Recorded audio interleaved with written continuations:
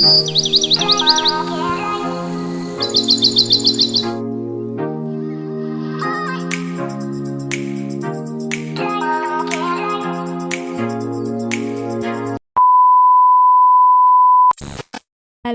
Everyone, তো good morning. তো আমি সকাল সকাল উঠে পড়েছি আর এখন বাজে প্রায় তোমার 4:30। তো তাড়াতাড়ি ওঠার কারণ হচ্ছে রেডি হয়ে বেরোতে হবে। তোমরা আগের দিনের ব্লগে দেখতেই পারলে যে এতটা জার্নি করে যাওয়ার পরে আবার রেডি হয়ে তোমার বিয়ের অকেশানে বেরোনো খুব চাপ হয়ে গেছিলো। তো চলো, কথা কম বলি, চোখ তো খুলতে পারছি না। তো এখন আমি স্নান টান করে একদম রেডি হয়ে গিয়েছি বেরোনোর জন্য। আর এখন বাজে কিন্তু 6:30। তো খুব নর্মাল একটা কুর্তি পরে নিয়েছি, কারণ বেরোতে হবে। কারণ আজকে যাচ্ছি আমরা কোথায় বলো তো? বরযাত্রী। এখন আমরা স্টেশনের দিকে যাচ্ছি। বেশ অদ্ভুত লাগছে তাই না, যে এত সকালবেলা বরযাত্রী? হ্যাঁ, কারণ বিয়েটা অনেকটা দূরে। আর কত দূরে সেটা জানার জন্য তো ব্লগটা কন্টিনিউ করতে হবে। তো চলো ব্লগটা কন্টিনিউ করতে থাকো। তো ট্রেনের টাইমটা একদম পারফেক্ট টাইম ছিল। তো তাড়াহুড়ো করে ট্রেনটা ধরা হয়েছে, মানে কপাল ভাগ্য, মানে ভাগ্যটা খুবই ভালো ছিল, তার জন্য ট্রেনটা পেয়েছি। আর আজকের এই ট্রেনটা যদি মিস করা হতো তাহলে কিন্তু থেকে সারাদিন আর একটাও ট্রেন ছিল না। তো যাই হোক, দেখেছো সবারই একদম লাগেজপত্র একদম রেডি। আর সবাই যে যার মতো, যেহেতু অনেক সকালবেলা উঠেছে, সবাই রেস্ট নিচ্ছে। কিন্তু আমার সত্যি বলতে ট্রেনে জার্নি করার সময় না আমার ঘুমোতে একদমই ভালো লাগে না। তো চলো টুকটুক করে এগোনো যাক। আর বাইরের ভিউটা কিন্তু দুর্দান্ত আছে, তার জন্য কিন্তু ব্লগটা কন্টিনিউ করতে হবে।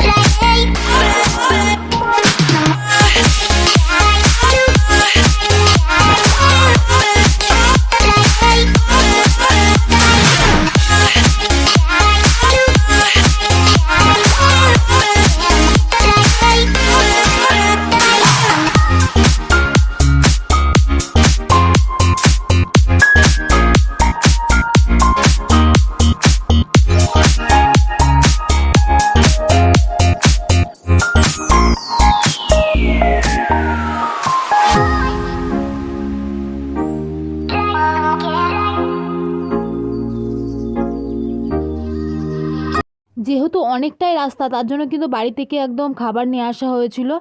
আর তোমার হচ্ছে বাড়ি থেকে বলতে মানে বিয়ে বাড়ি থেকে সবারই জন্য খাবার নিয়ে আসা হয়েছিল।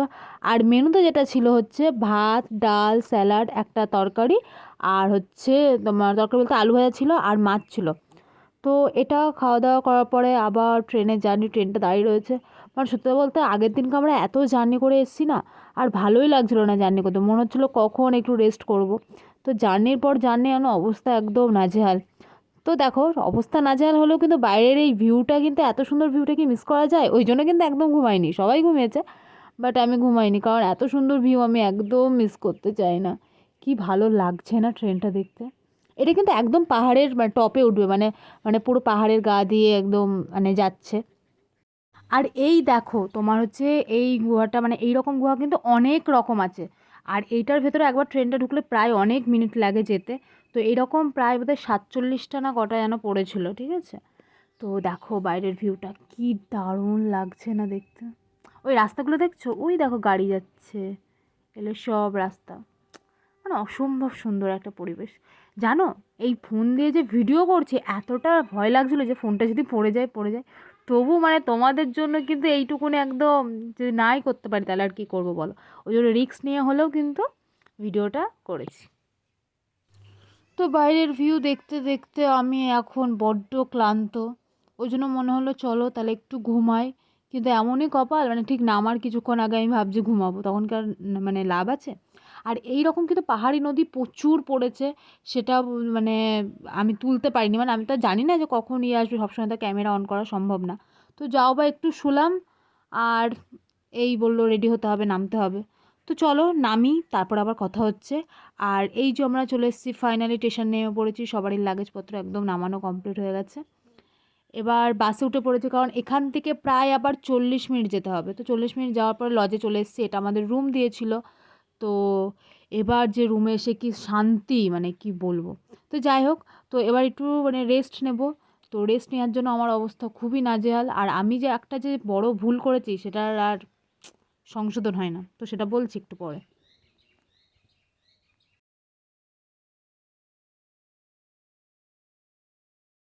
আমার রুমে চলে এসেছি, বলো। এই দেখো রুমে এসেছি বলছে, এই দেখো রুমে এসেছি। সবাই সবারের মতো পুরো ব্যস্ততার মধ্যে দিয়ে রয়েছে, আর আমিও ভাবছি কখন আমি একটু ফ্রেশ হবার। এই যে আমার দেওর শুয়ে পড়েছে, মানে যেখানেই ও মানে বসবে সেখানে ও শোবে। তো যাই হোক, তো চলো আগে ফ্রেশ হই, আবার স্নান করব। এটা ছিল কিন্তু রুমের বাইরে থেকে ভিউ, আর শরীরটা একদম ভালো লাগছিল না, ওই জন্য একটা ORS খেয়ে নিলাম। তো ফ্রেশ হয়ে তোমার নিচে চলে গেলাম লাঞ্চ করতে। ভাত ছিল, ডাল ছিল, স্যালাড ছিল, আলু ভাজা ছিল, 2 রকম মাছ ছিল, পনির ছিল, আর ছোটো মাছটা তো চুমু দারুণ ছিল। তো মেনুটা এখন দেখছি আর এখন লোভ লাগছে। কিছুক্ষণ আগে তোমাদের বললাম না আমি একটা বস্ত বড় ভুল করেছি। তো বাড়ির সবাই এমনভাবে বলছিল যে ওখানে পৌঁছতে পৌঁছতে রাত হবে, তারপরে রেডি হয়ে বেরোতে হবে।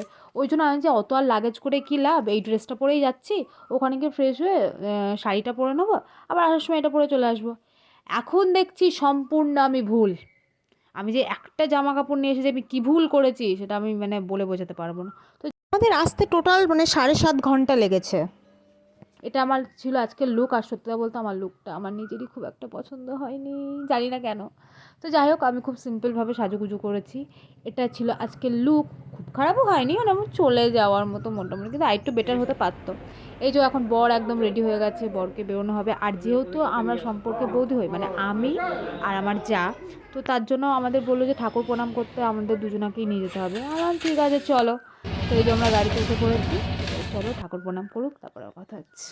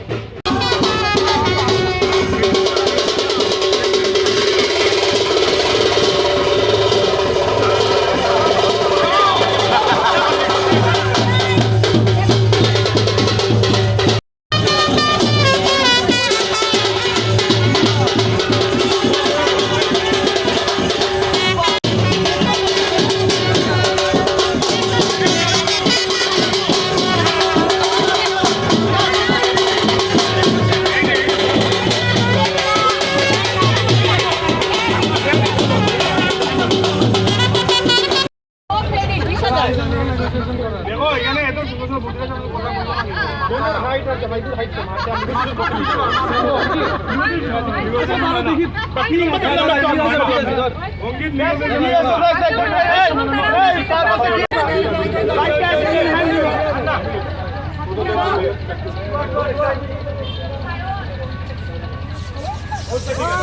গাড়ি আমরাও আসি তো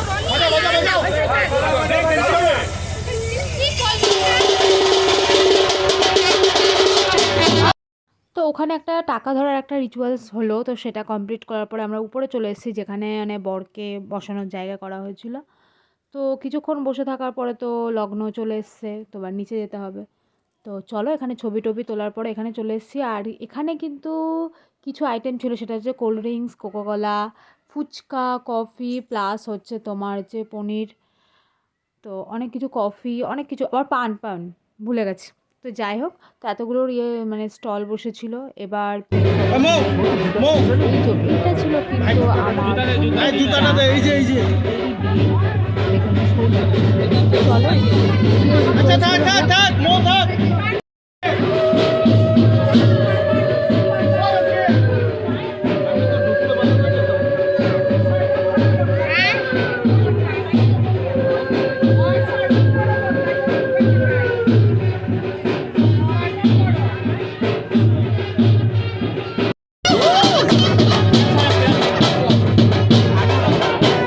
এটা সরায় দাও না, এটা সরায় দাও।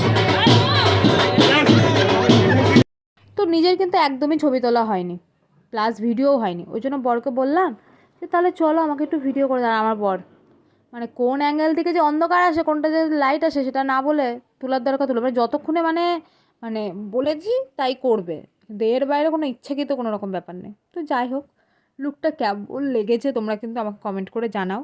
তো এবার রাতের ডিনারটা সেরে ফেলবো, কারণ শরীরটা ভালো লাগছে। তো ডিনারে অনেক কিছু ছিল, তোমার হচ্ছে চিতল মাছ ছিল, মাটন ছিল, চিকেন ছিল, তারপরে হচ্ছে মাছ ছিল, ডাল, মানে প্রচুর রকম আইটেম ছিল, অত বলা সম্ভব না। আইসক্রিম ছিল, অনেক কিছু।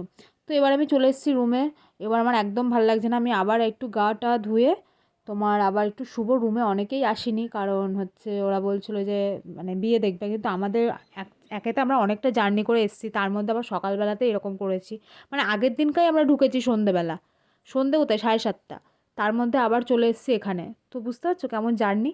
তো যাই হোক, গুড নাইট। তো সকালবেলা ঘুম থেকে উঠে পড়েছি, আর ঘুম থেকে উঠেও মানে একটু লেট করে উঠেছি, তখন বাজে 9:30, কারণ 1টার সময় বেরোনোর কথা ছিল, মানে ট্রেনটা ছিল 1টার সময়। আর এই দেখো প্রচুর বৃষ্টি হচ্ছে, মানে সকালবেলা যে এত বৃষ্টি হয়েছে বা ধারণার বাইরে, পুরো মেঘ করে দারুণ বৃষ্টি হয়েছে। তো এবার ব্রাশ ট্রাশ করে নিচ্ছি, একদম ব্রাশ ট্রাশ করে একবারে তোমার স্নান টান করে ফ্রেশ হয়ে গিয়েছি। সকালে কিন্তু লুচি তরকারি আর মিষ্টি ছিল। আবার আমরা স্টেশনে এসে ট্রেনে উঠে পড়েছি। উফ, কী যে কষ্ট, মানে একমাত্র আমরাই জানি। তো যাই হোক, চলো বাইরের ভিউটা এনজয় করতে থাকো।